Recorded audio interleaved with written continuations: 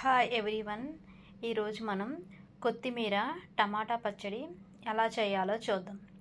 First అందులో కావలసిన ingredients చూద్దాం. కొత్తిమీర, నెక్స్ట్ టమాటా 3 మీడియం సైజ్ తీసుకుంటే సరిపోతుంది. నెక్స్ట్ పచ్చిమిర్చి, ఎండుమిర్చి, కొద్దిగా చింతపండు, టేస్ట్ కోసం మెంతులు,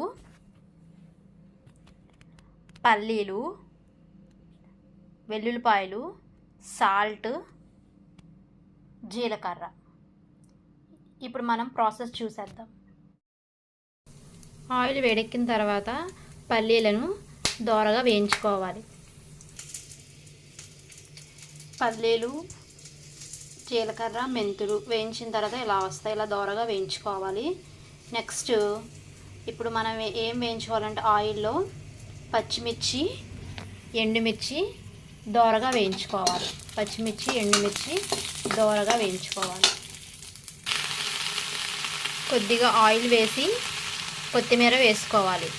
నెక్స్ట్ దీని మీద మూత పెట్టేసి టమాటాలు ఇప్పుడు కట్ చేసుకుందాం. కొత్తిమీర ఫ్రై చేసుకున్నాక ఇదే కడాయిలో కొంచెం ఆయిల్ వేసుకొని టమాటాలు కట్ చేసుకున్న తర్వాత ఇందులో వేసుకోవాలి. టమాటాలు సాఫ్ట్గా రావడం కోసం కొద్దిగా సాల్ట్ వేయాలి. ఇందులోనే ఇందాక మనం కొద్దిగా చింతపండు తీసుకున్నాం కదండి, ఆ చింతపండు కూడా ఇందులో వేసి మూత పెట్టేస్తే చాలా సాఫ్ట్గా అవుతుంది. చూసారా సాల్ట్ వేసాక ఎలా సాఫ్ట్గా అవుతుందో. ఇంకొద్దిగా సాఫ్ట్గా అయిన తర్వాత చల్లారిన తర్వాత ఇవన్నీ కలిపి మనం మిక్సీ పల్లీలు, ఎండుమిర్చి, పచ్చిమిర్చి, వెల్లుల్లిపాయ, జీలకర్ర, మెంతులు ఇవన్నీ కూడా చల్లారాయండి.